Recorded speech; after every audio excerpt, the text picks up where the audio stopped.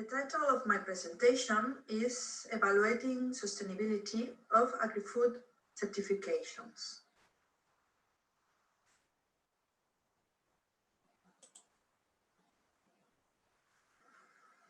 In recent years, several certification schemes have been created to assess product sustainability for customers. Certification, even if it is not the sole route for sustainable agriculture, provides controlled planning to make progress in the sustainability of agricultural practices through the implementation of well-defined indicators and auditing instruments. Nevertheless, the effect of certification on system sustainability is strongly debated, and a common consensus is far from being reached. In fact, several studies have confirmed the benefit of certifications on improving agriculture sustainability. However, other studies have reported that in some cases, the impact of certifications is not completely clear. This study evaluates and compares the sustainability of 35 unconventional agri-products, applying SAFA to the Ecuadorian banana agri-system.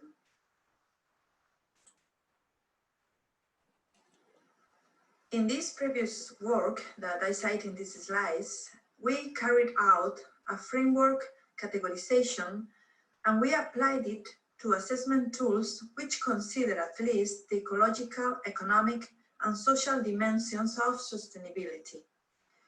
Our categorization results in the identification of 4 groups of frameworks. The first group includes the bottom-up assessment tools, for example, MESMIS, which apply a strong collaborative methodology with intense stakeholder participation, both in the selection and application of the indicators. In these slides, you can see some of their characteristics. The first one, they involve stakeholders in a participatory process directed to establish the indicators of the assessment. They can be applied to other fields out of agriculture. They drive concrete change in the processes. They take a long time to be developed, or they hardly can be transferred to other systems.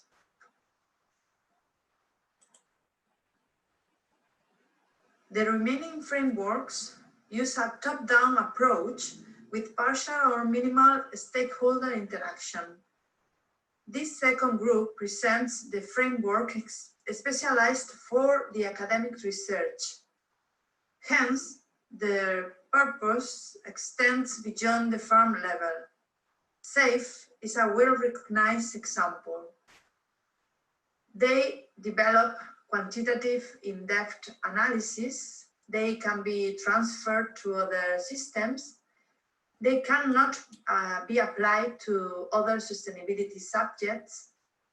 They are hard to understand for lay people, and their purpose is in describing, not in changing systems.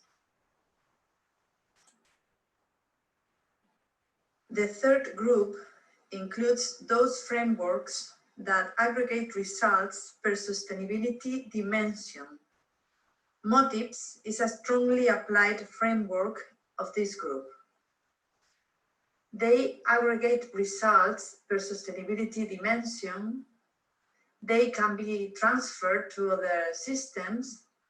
They take time to be applied, and they are not always clear in the aggregation process.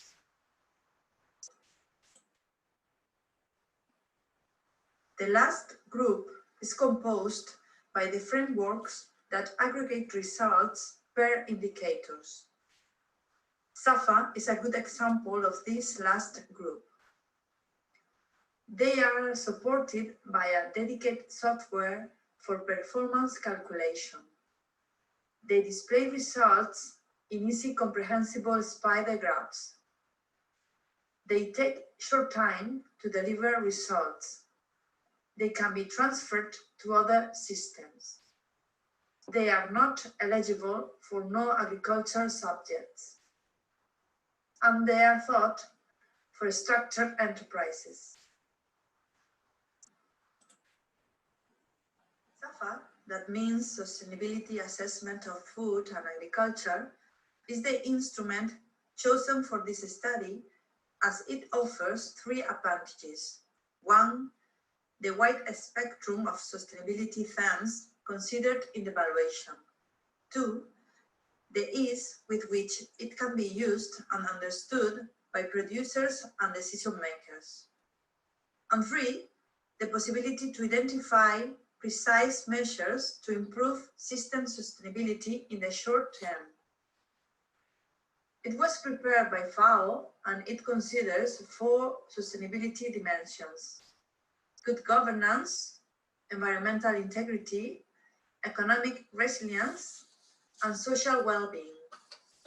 It is applied through 116 indicators that cover 21 sustainability themes. Each indicator is evaluated by a 5-point scale from no acceptable in red to ideal in green. Scores are then aggregated per themes.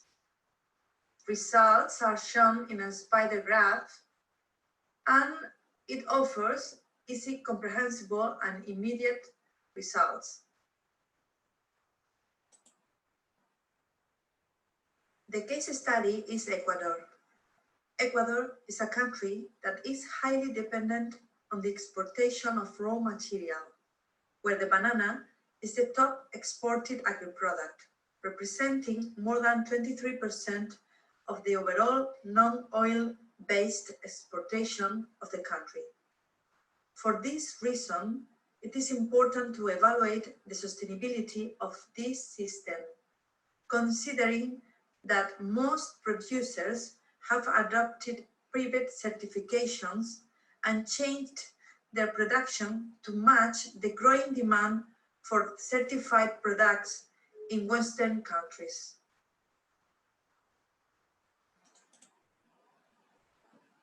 Here I present a brief overview of the Ecuadorian banana agri-system.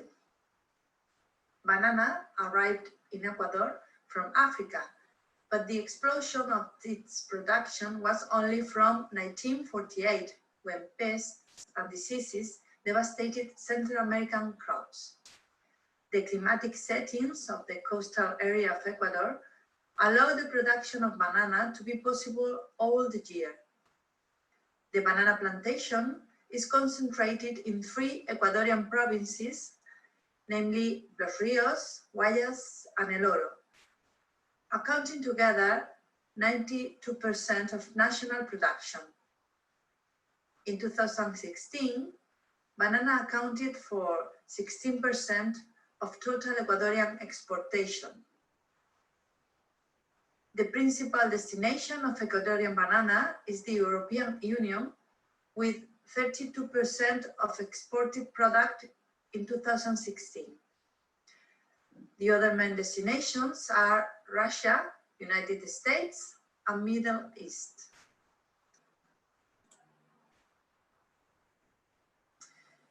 To compare the effect of certification on sustainability assessment, 2 different organizations were considered, located in El Oro province.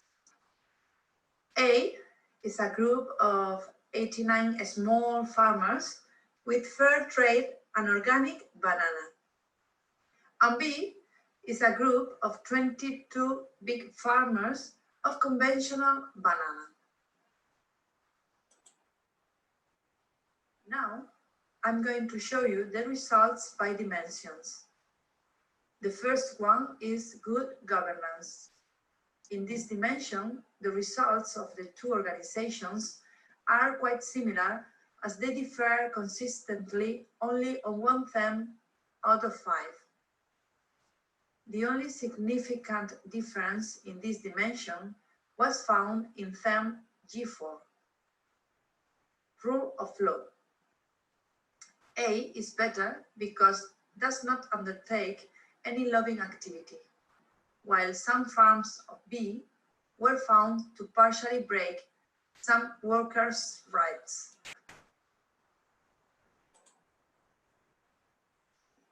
Regarding environmental integrity themes, organic is better than conventional by avoiding chemicals in processes to reduce the environmental impact on soil, water, and air quality, although there is poor control of air pollution throughout the system. Biodiversity is a very weak point for both A and B. The demands of monocrop and the intensive exploitation of rural areas had a strong impact on biodiversity, while animals almost disappeared, along with local endogenous plant species. About economic resilience themes, organic is more profitable than conventional. Organic banana reaches a higher price than conventional, and fair trade certification implies extra cash for social and production investment. C2 shows the common situation of high vulnerability. The main reason is the dependence on one single crop. Monoculture is the basis of the entire banana sector, and only agriforest farms grow a consistent percentage of other crops along with banana trees. Farms use local workforce since smallholders frequently have family or personal relationships with workers. Finally, the social well-being dimension. Even though the organic scores are not low, the conventional farms surpass them mainly in three subjects. The main cause of these differences lies in the size of the farms. In general, organic farmers are small producers who live from their own labor. Conventional farmers are more open in the employment of women and disabled people than organic ones. In addition, cases of child labor were found on organic farms, especially among family members. The overall results of both organizations are now shown. SAFA is a tool that allows different levels of depth. In fact, the analysts may refer to very high quality data or simply personal estimations. The accuracy of the score is reported on a 3-point scale for each theme in the spider graph. The way SAFA calculates the score for each theme is through arithmetic mean. The present analysis kept one decimal digit. In contrast, SAFA rounded the score to the next integer so that, for example, 3.1 and 3.9 both score 4. An overall view of the evaluation results shows how no theme is rated unacceptable.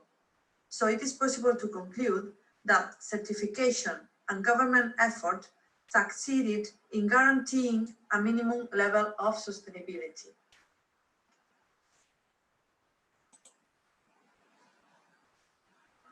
At the same time, it is important to observe that 9 out of 20 themes report the same score for both organizations.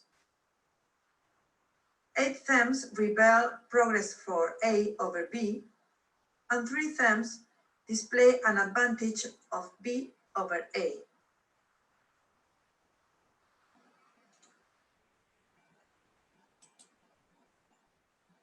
In addition, A, organic, achieves the best scores in green 6 times, while in 3 themes it scores the lowest rate of limited in orange.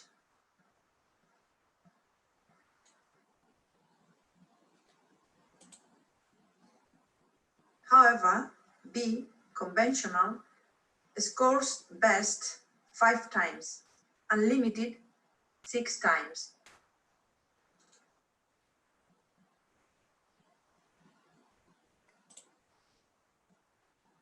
The positive effect of certification on sustainability is conclusive. Both organizations could have scored worse if they had not respected certifiers' standards. Furthermore, the difference between the two organizations is due to better standards implemented by A. In particular, if in the environment dimension the organic process of A results in better performance in atmosphere, water, land, and energy themes, fair trade standards generate better achievements in economic and governance dimensions.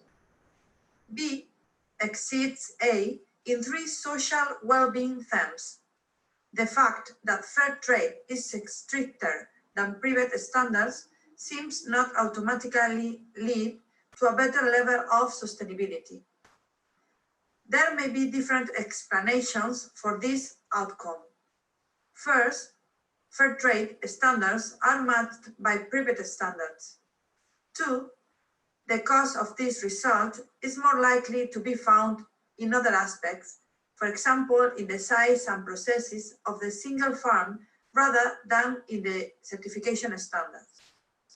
And 3, certifications are more concerned with the product than land, and thus they value complex social dynamics at, for instance, workforce level.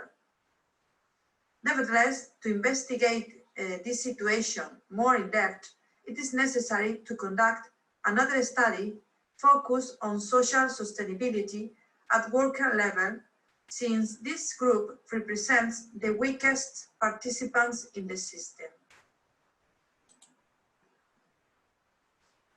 The results demonstrate that the certified banana system performs at a higher level of sustainability in the governance, environmental, and economic dimensions. Yet it leads to lower sustainability outcomes in the social dimension. This finding is particularly important since it calls into question whether certification schemes actually achieve one of their 2 main objectives, that is, the improvement of the stakeholders' well-being. Nevertheless, SAFA reveals that the agri-system displays certain flaws regardless of the type of production. For instance, with the sole exclusion of the agri-forest farms, all producers are growing a monoculture, and intercropping is not considered an option since the introduction of a second crop could mean a drop of revenues. This fact increases vulnerability and jeopardizes soil quality. Moreover, there is no evidence of any air contamination control or awareness among farmers and workers. Finally, most of the material used are raw or non-renewable, and there is not a satisfactory waste recycling scheme.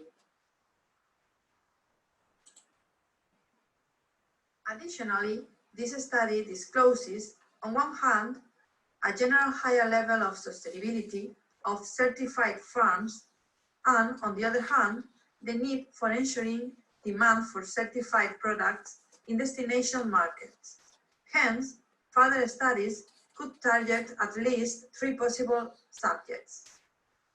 Firstly, since certified producers obtain lower results in social sustainability, an initial issue to address could be the analysis of reasons and the identification of possible measures that might improve performance in this dimension. Secondly, due to the high scores in environmental and economic sustainability, future research could consider the most suitable marketing tools aimed at improving demand for certified products in both local and foreign markets. Finally, since the decisive performance in all sustainability dimensions of agri-forest farms, an in-depth inquiry entitling decision makers is required, one which contemplates large-scale financial and operational aid for a possible conversion of conventional farms to agroforest.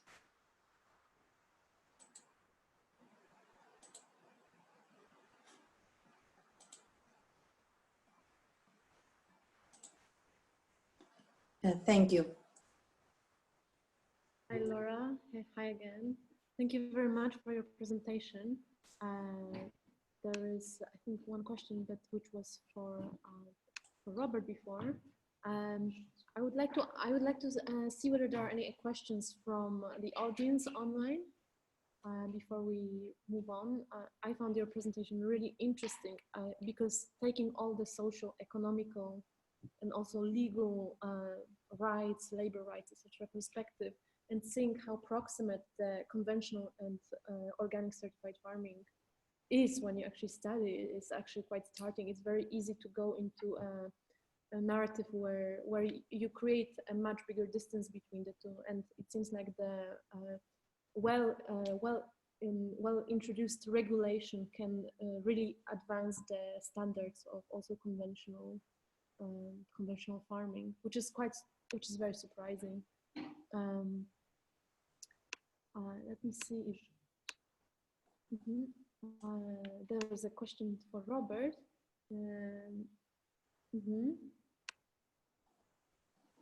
Okay, well, yeah, would you like to come over and ask you?